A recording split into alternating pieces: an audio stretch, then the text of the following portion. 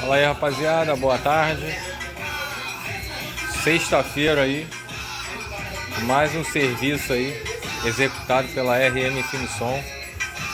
Serviço de Insufilme, serviço de som, tá? Rádio, os alto-falantes originais, tá? No caso eu instalei os da Bomber BBR 6 polegadas e 5 polegadas. A película que eu coloquei aqui é a película profissional, tá? Da Nex Film, importada dos Estados Unidos. O cliente escolheu o G20 nas laterais traseiras, 35 no para-brisa, tá? Vou mostrar a vocês aí, ó. Vou mostrar aqui dentro agora.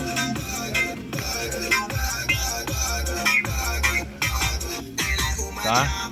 Nex Film é uma película importada aí dos Estados Unidos. Tá? A gente trabalha aqui com a alta performance e também trabalha com a profissional, tá?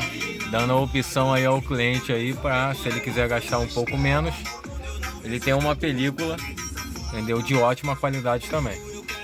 Valeu? Aqui tá o rádio, instalação, positron, os bombers nas portas. Lá atrás também, aumentar um pouco aqui para vocês verem.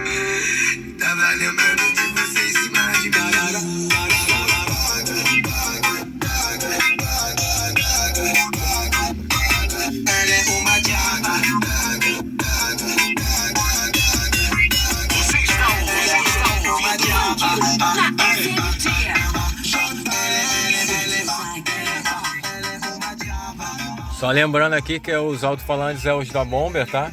BBR. Não tem modo, tá ligado no rádio, tá? Ele quis incrementar na realidade uma qualidade melhor em relação aos originais. E esses triaxiais ele realmente dá, tá? Você ganha mais voz e tudo mais. E é isso. Valeu, rapaziada. Mais um serviço executado aí pela RM Film Som, tá? Serviço de Insufilme e serviço de som original.